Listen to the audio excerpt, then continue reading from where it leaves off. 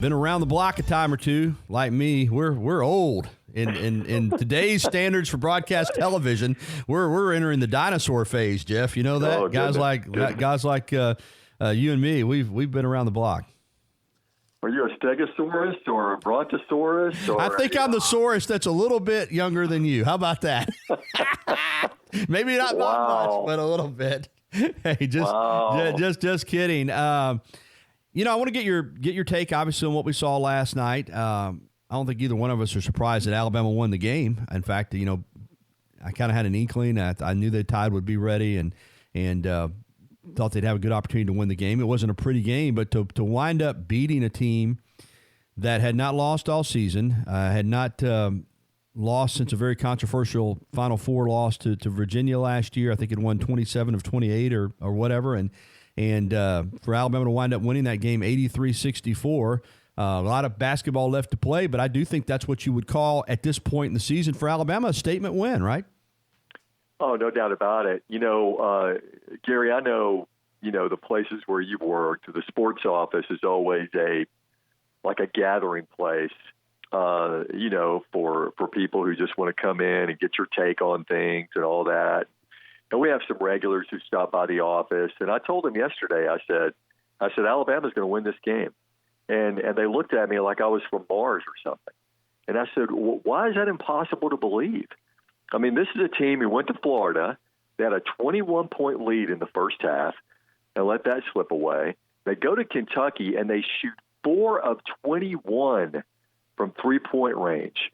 And if you look at that stat and you go, and that's the only stat you knew about the game, you would think Kentucky won by 30. But they were in that game all the way till the very end.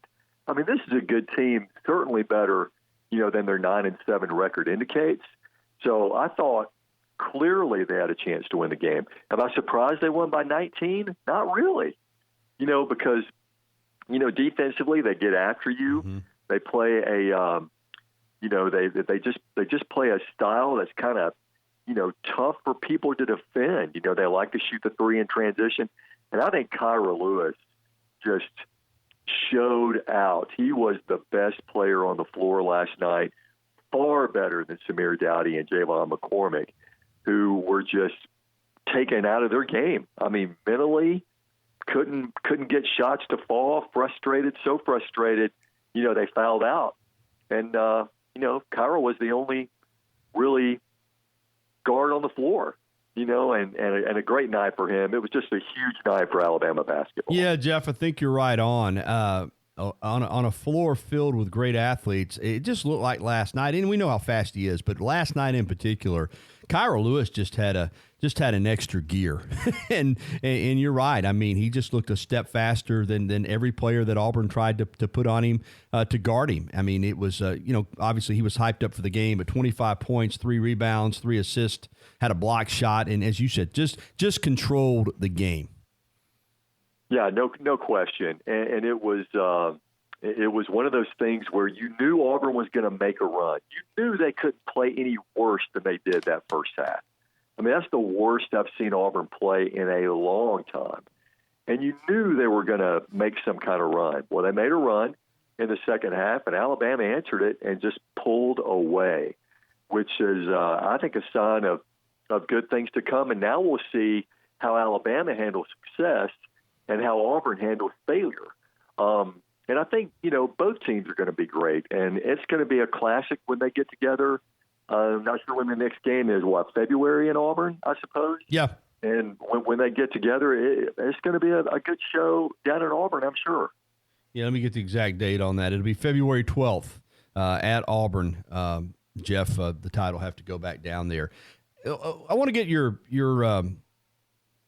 thoughts on Nate Oats. I mean, again, now let's not make this into more than it is. Alabama's a 9-7 team. I mean, they're 2-2 in the league. They got a lot of work to do, if they're going to make it in the NCAA tournament. And I pointed out you can't undo what's been done, but, you win the Penn game.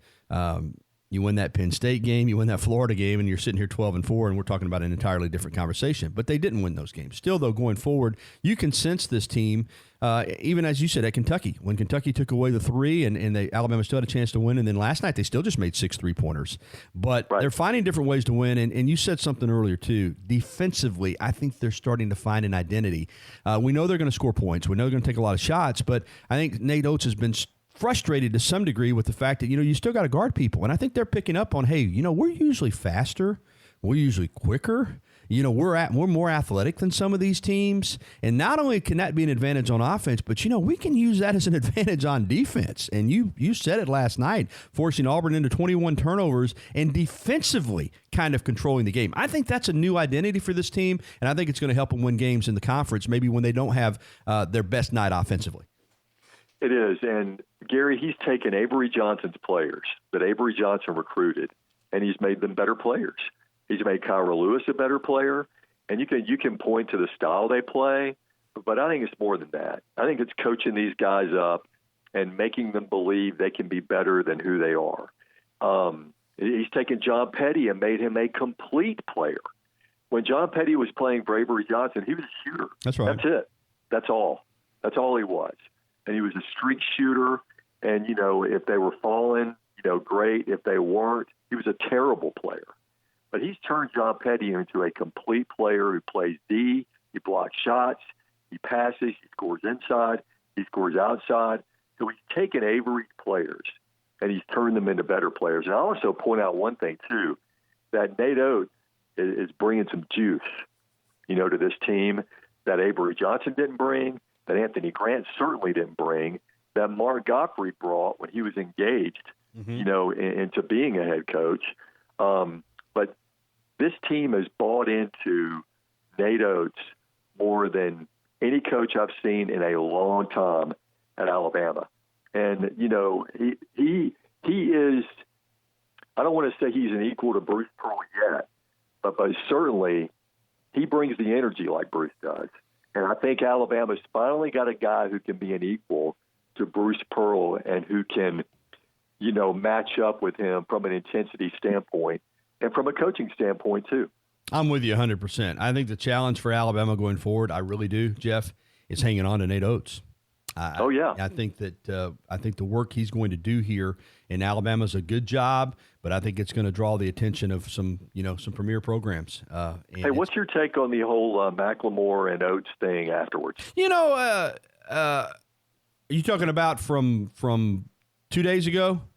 No. There was Macklemore said all those things at SEC Media Days, which is, well documented, that Coleman Coliseum was his favorite place to play because, And then they wrote that up on the board. That was the last thing the guys saw when they walked out of the locker room, and he used that for motivation. Oh, yeah, absolutely.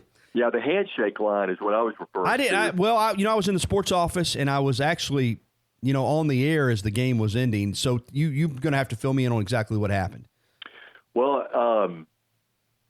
Nick Goulas on Twitter captured this from up top. I haven't seen the video yet. I heard, some guys talking about it this morning, that Nate, was shaking hands with the guys on line, right?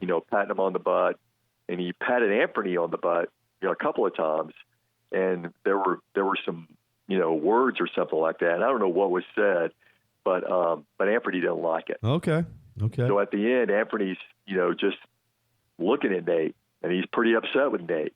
So Nate walks up to him and tries to offer a handshake, and Anthony just kind of blows him off. Okay. Waves a hand and goes, "No, I don't want anything to do with you."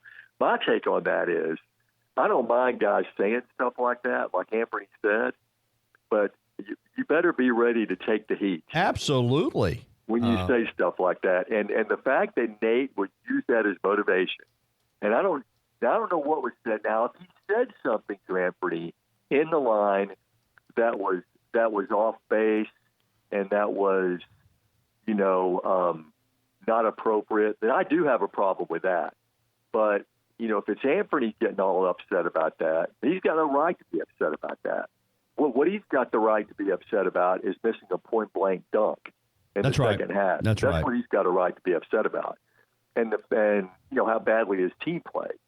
But it was interesting seeing that. And that's what I talk about when I talk about Nate bringing the juice and bringing the spice. Well, yeah, and Alabama's needed that for a long time. Yeah, Jeff, and like you said on Tuesday, here's the thing. I think Macklemore probably, when he said that at SEC Media Days, I mean, he didn't say it with malice. I think it was cute. But, this is a world we live in. And a reporter held on to that quote and brought it out to Nate Oats on Tuesday at the practice session. And Oats just said, well, we'll see if he feels that way tomorrow night. I think Oats just gave a matter-of-fact answer.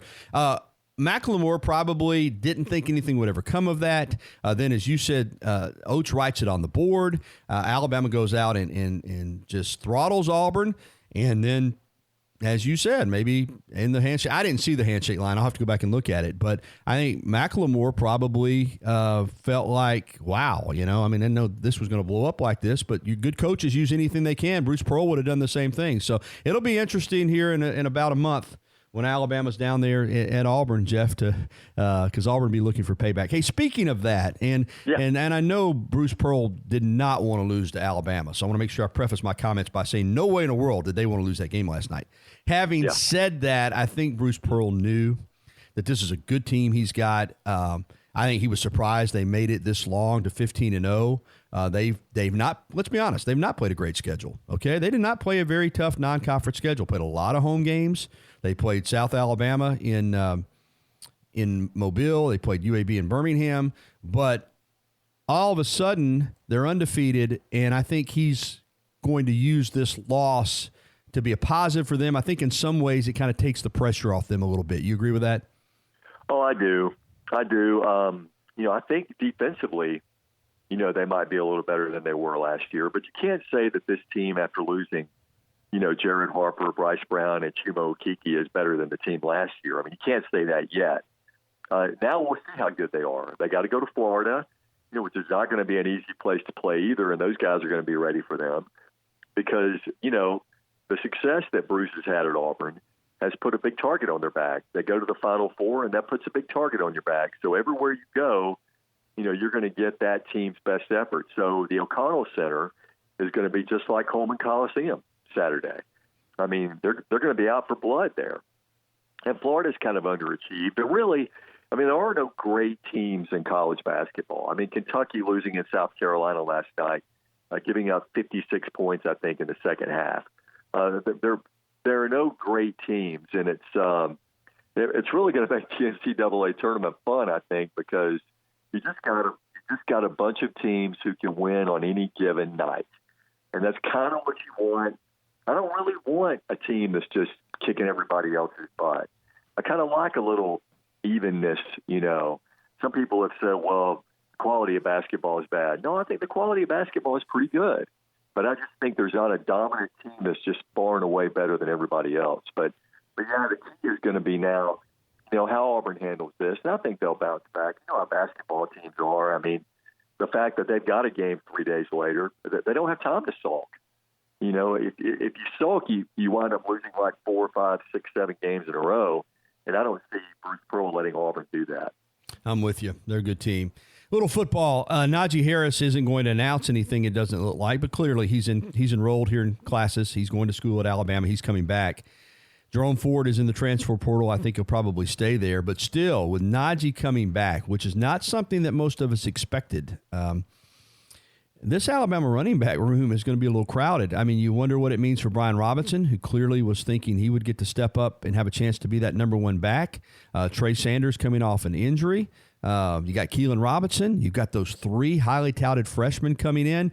Clearly, Najee had a terrific year, Jeff, a great year. Yeah. But do you think this, in terms of the overall picture at running back, clearly it's a positive that he's back, but overall for all these guys, is it a positive, or do you think it might be a little too crowded at that position? Well, I think one thing that Nick Saban's been able to do is he's been able to get guys to buy into, kind of waiting their turn. And playing their role and waiting their turn. And I tell you, these running backs, if they want to get on the field, if they all want to get on the field, Gary, they need to learn how to play special teams. They need to learn how to tackle. They need to learn how to get down the field and find any place they can on the team if they want to be part of this, well, I don't want to call it a resurgence. I mean, they only lost 2 games this year, but I mean, they're going to get back in the national championship hunt. And if you want to be part of the party, then, you just got to play your role and wait your turn. Mm-hmm. And, Najee is the big dog. Najee is the guy, and he's going to be the premier back. But the interesting thing is going to be, who settles into that number 2 and number 3 spot in terms of carries. Certainly Brian, has got the edge on everybody there in terms of experience. And Sanders had kind of a setback last year, with the ankle issue. But yeah, it's going to be competitive. But any coach loves competition, and you either get in there and you compete, for a role on the team, or you do what Ford did. You try to find someplace else to play. Just all depends on, what you want and what you want out of your career. That's a great way to sum it up. LSU, before we close it out, first of all, let's start with OBJ. And it's a bad look, but I was embarrassed. I mean, I really was. When LSU put out that statement that it was fake money. Listen, this is Odell Beckham Jr., swag personified. He doesn't carry around fake money. Actually, that's an insult to him. He's throwing out real money. Everybody knew it. Now they're backtracking and trying to say, well, they did their investigation. All you had to do was ask a player. They would have told you. I don't think anything's going to come of this. I've said it before. NCAA's become toothless, but still, what's a worse look? Him down on the field doing it in the first place, or LSU putting out some asinine statement that it was play money? They're equally bad. I think the bad thing about this is that, you've got a guy like Odell Beckham Jr. who has no borders. There are no rules when it comes to OBJ. He does whatever he wants to do. And so I don't know, Gary. I mean, you're giving guys money, cash money. You still have eligibility. Yeah, and you're a representative of that school. I mean, the NCAA is going to do something to them. I don't know what. I mean, they can't do anything to Burrow because Burrow is already or any of the guys that are going. Yeah, Justin Jefferson, I think, is declared, right? Yeah, he's declared. Yeah. Here's the thing: as bad as it is now, LSU will say that we did an investigation, we found the players that accepted money, and we paid. They gave it back. Yeah, that's what they're going to do, and they gave it back. Yeah, and they'll get a slap on the wrist. You don't. Well, James Spann brought up a great point last night. He goes, "It's all you needed to know, whether it was fake or whether it was real. Look at the player's reaction when he gave them the money." Absolutely. That's all you needed to know. I mean, you look at their reaction, and you know that it was real money. Yeah, I mean, like I said, it's an insult to OBJ to think he would throw around play money. That guy, that's not who he is. No way. All right, and another thing, LSU's finding out, listen, what an incredible season. Can never take it away. That's a great thing about a national championship. Once you've won it, it's yours. But now already they're dealing with the fallout. Joe Brady going to the Panthers. Already Clyde Edwards-Helaire, Justin Jefferson, Jacob Phillips, Grant Delpit, and others have announced, I think it's 7 juniors total. Cushenberry, the center, Charles, the left tackle, and Patrick Queen, the linebacker, all announcing they're going to the NFL. That's why what Alabama's been able to do is so impressive, to follow it up year after year. We'll see what LSU is next year. They'll be a good team, but they're going to be a completely different team now because this success has led to Brady being poached, to 7 juniors going early in the NFL draft. As I said, it's one thing to have a great season, Jeff. We've seen it with Auburn. We've seen it with now LSU. Can you follow it up? Can you consistently be in that hunt for a national championship? I don't know. We'll find out with Coach O and LSU next season. Well, I saw, I think the ESPN way too early poll has them at 4. And, they're missing a lot of pieces to come in as a preseason number 4.